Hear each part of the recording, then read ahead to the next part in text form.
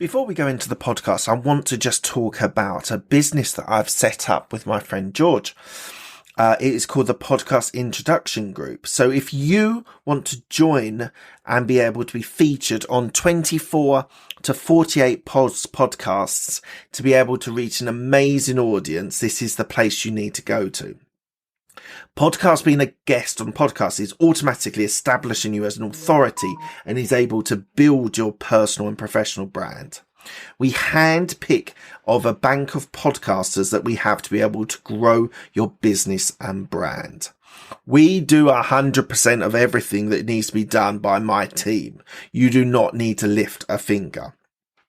You are able to expose yourself to new and relevant markets by going on other people's podcasts. You also are able to create brand loyalty. People will love listening to you and coming back to your products or services, and it's able to increase your revenue. So if you want to be able to get involved, you can sign up quickly, registered with an account manager. There's an onboarding call where we target the podcasts that you want to be on, the type that you want, whether it's entrepreneurship, business, health, fitness, whatever it is. We then match you to those podcasts and you can start your journey. We have regular catch-ups with our account managers, and Google ranks you when people search for you. So when people are searching for you, you're able to see your podcasts at the top of the list. So if you are interested in being a podcast guest on multiple podcasts, we are the place to go. If you go to podcastintroduction.com and go and register your details, we will have a quick call with you, match your podcast that you want to be on, and we can then start this process ASAP. Thank you so much for your time. I appreciate it. Back onto the podcast then. This podcast will educate and inspire with stories of entrepreneurs' journey, and we also explore their why. You will learn from successes and failures to be the best version of yourself. Welcome to the show today. We have a bonus episode today where I'm going to be talking about the last five episodes and talk about the things that they've taught me, things that I've learned from it, things that has really resonated with me. So I want to share that with you today. So David Carter actually was the last two episodes, but we're going to bring that into one, and we're going to talk about those last five episodes and what I've learned and what has impacted me and made me reflect. Because I think it's important as a business owner, someone in their career, to have that reflection time to really think about where they want to go, what they want to do, what are the priorities, and how we're going to achieve them. So the latest episode is with David Carter, who is a business mentor. And I would definitely recommend going back and listening to both of those episodes. They're absolutely fascinating. But the first thing that I learned from David was the importance of family and of being a dad and what that means to me. So David was a single dad, brought his kids up, and it really made me think about what it was for me to feel like a dad and what I wanted to achieve from being a father of two daughters that hopefully you probably do know. So some of the stuff that really sprung up to me was memories. So having memories, having experiences with your children, and sort of, I'll give you an example. I did a street dance. My kids did a street dance show last weekend, and I went to both shows, and it was really impactful to be present, and they were doing something they'd never done before. And it was really impactful to be there, be present with them, and be available to them. And that's the other thing that I learned, was being available to them and being present with them is so important for them growing up and being hopefully a balanced individual when they grow up into their teenage years, they're 7 and 9. So it's really important to me to be a dad, as well as an entrepreneur, as well as a business owner, as well as being a podcaster. It's important for me to be available and present and share memories and experiences with them to really be able to be what I want to be as a father. The second thing that I learned made me reflect upon was there are many challenges to being an entrepreneur. David went through many ups and downs. He's had businesses that have been hugely successful. He's had a career that's been hugely successful, but equally he's had his failures as well. And so some of the challenges of being an entrepreneur is isolation. So if you're the only business owner on the business, then it's going to have a massive impact that all the responsibilities are on you and the buck stops with you. So you've got to be able to learn how to take those responsibilities, how to embrace them, and equally just be aware of when they are being challenging to you. And when they are being challenging to you, be kind to yourself. Be patient with yourself. Give yourself time to be able to be the success that you want to be. So that was another thing that came out of the interview with David. I definitely would recommend part 1 and part 2 for David. The episode before was with Matt Swalley, who was a tech business owner. So this episode reminded me of the risk and the bravery of leaving a corporate career, a stable, regular paying corporate career, and starting on your own as an entrepreneur. It really took me back 3 and a bit years of what it was like that first few days. There was exhilaration, there was excitement, but equally was there income. Unfortunately, I had things in place with properties, which meant that there was an income, but it was still a big risk. I still started, I had savings, which helped, but you start with 0 and you've got to grow it from there instead of having that regularity of knowing that you've got an income coming in every month, whatever you do. So there is bravery there. There is, if you take that chance, if anyone here is either thinking about doing it or has done it recently, do it, enjoy it, recognize the challenges, recognize what you need to do, if you've got employees or interns or anyone to support you, what they need to do. And you need to have sales. Marketing and sales are the most important thing of the business. You don't even need a great product. If you do great marketing and sales, you can have a success. So that risk and that bravery really resonated with me. And the other thing with Matt was when he talked about innovation. Now, he was talking about it specifically about the AI tool that he's got and in technology. But I do believe that every business needs to think and reflect and innovate and iterate and build their business going forward. So you need, even if you're not in technology as a business, you need to review your processes. You need to review people's roles and what they are doing well and what they're not doing well, and constantly iterating, improving the system. Never stand still when you are an entrepreneur, because when you stand still, you're dead. So you need to keep improving, thinking about people's roles, thinking about your role, thinking about how you can improve your sales and marketing processes to get those sales to be a success as a business owner and entrepreneur. One before was Ed Vincent, who was the owner of Festival Pass, which is a subscription model for getting tickets for live events.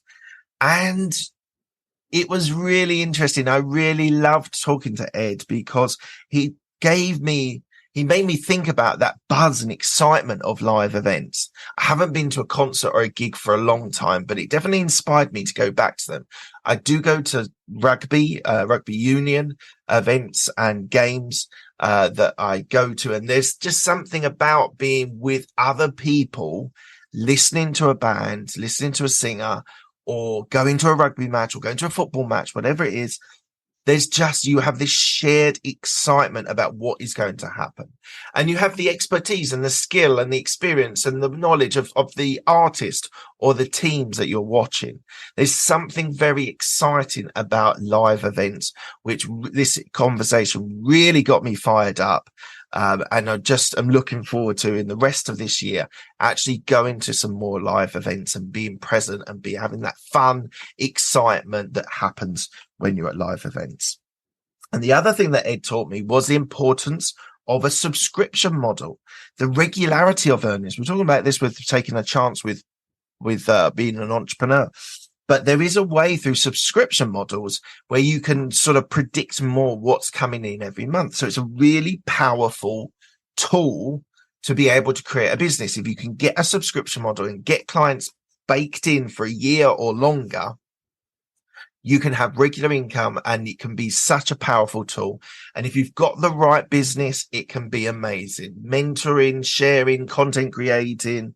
If you add value and you can do sales and marketing for the subscription model, you will get revenue. So think about that when you're thinking about either if you're just starting a business or thinking about starting a business. The subscription model is a great way of being able to get that money in every month, and then you need to be the content creator. So let's just say it's a membership subscription, which would be perhaps to me, and you would come in and I would be the content creator. I would do webinars, I would do behind the scenes, I would do thoughts extra to the podcast or the YouTube channel. So it's a great model to be successful and have regular earnings. Person that I had before Ed was Peter Scrivener, who was a former rugby player who I actually went to school with. He was about 3 years older than me.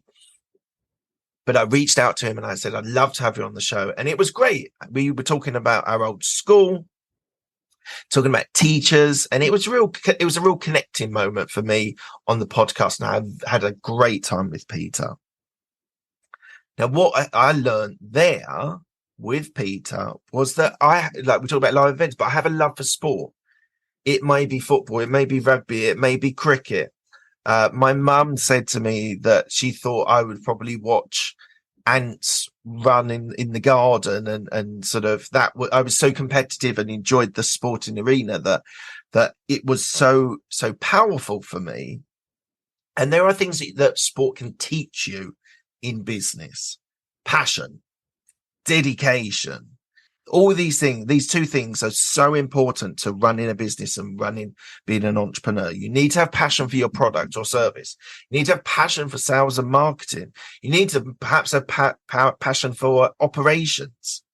You need to be dedicated to the cause of what you're doing, your mission of what you want to achieve. And just something that we talked about on the interview, and it was an interesting one. So when you're in sport, it's very much a win, lose or draw situation. But what it did teach me was that there's an evolution for when you're in business to have that win-win solution, so that you win and your client wins, or whoever you're delivering to wins as well. It doesn't have to be a win-lose scenario. So that was really powerful to me, and we discussed that, and we went really deep into it, and I really enjoyed that conversation. The other thing it taught me was he was a professional rugby player. He then went into the administration of sport, and now he's an entrepreneur. That there are different chapters in our lives. We have different phases that we have in life. I worked in corporate for a long time and now become an entrepreneur. It is available and important for you to recognize that there are different chapters in your life, which mean different things. So it might be more involved with your family. It might be more involved with your business. It might be in your corporate career, but you have an evolution as a person to change to different chapters of your life. Yes, it takes bravery. Yes, it often takes risk, as we discussed before, but to recognize when opportunities come, to think about how you might go through evolution changes within your life. So that was great. I loved having that interview with Peter. Please do download it. Please do listen to it. It's absolutely fascinating. And then the week before that, this is the last one I'm going to talk about today, was about Mental Health Week, my thoughts on it. And I've introduced a question every episode, most episodes where we talk about mental health, how it impacts my guests, whether it's a personal experience or a family, a friend, colleague who went through mental health struggles. And I realized how important it is to me to talk about it, especially for men, but equally for women. They go through depression, anxiety, schizophrenia. It could be bipolar. There are lots of different varieties of mental health struggles that people go through. And it's important to me to talk about it and bring it to the focus and be able to showcase what the impacts are that people experiences, and what their knowledge is about it, what their experiences were when they had an impact, or someone they know had an impact. So, and equally, I just think it's really important for entrepreneurs to listen to these types of things as well, because entrepreneurs are isolated. They sometimes have all the responsibility. The buck stops with them, as we discussed earlier on. And so sometimes it can become overwhelming. Sometimes you could get anxious about a presentation, a pitch. You might get sad and depressed about something that happened with a lost client or something happened in that sense. We need to be aware of it. So that's why I'm talking about it. We need to be able to share, to let people know what it's like and what the experiences are, and be there for each other. Simon Sinek said recently, which has been really impactful for me, you need to sit in the mud with someone who's got some sort of mental health problem. Not try and fix it, not trying to solve it. Sit in the mud, sit with them, be present with them, be available to them, listen to them. So that's been very, very impactful for me. The other thing is non-discriminate mental health problems. It can affect everyone and anyone, whatever your race, creed, color, however you define yourself. It can impact you. It can impact the rich, the poor, whoever it is. So that's another reason why I want to talk about it, and I want to share about it, and I want it to be available to people that they might be able to help someone or help themselves. So please do think about this. When I mention this, please do reflect on yourself and reflect on other people that you know that might be having mental health struggles. And it has impacted all of my guests in one way or another, whether it's themselves, whether it's other people. So I was surprised that every person that I've spoken to about mental health bring up a shared experience. So it's so important for you guys to be aware of it, recognize it if it's yourself or someone else, and do something positive about how to impact people or yourself when they are struggling with mental health or mental fitness. One of my recent guests, which I haven't released yet, calls it mental fitness, not mental health, because it's all about keeping yourself healthy and fit. So I think that's actually a really impactful way of thinking about it, mental fitness rather than mental health. Look, guys, that's been my thoughts. That's been my ideas. That's been my reflections on the people that I've recently interviewed. And it's been really nice doing this. I've really, really felt it's been a good experience, because we do need to think about not just have these conversations, or for me, not just have these conversations and then move on to the next one, but actually sit and think about what those experiences are for you, for me, and how they're impacting all of us. So if you do have any thoughts, please do reach out to me. You can DM me on LinkedIn, or you can reach out to me on the website. I'd be very happy to answer any questions that you do have, or any thoughts, any people that you'd like on the show. So thank you so much for your time. Have a lovely day, and I'll speak to you at the next interview.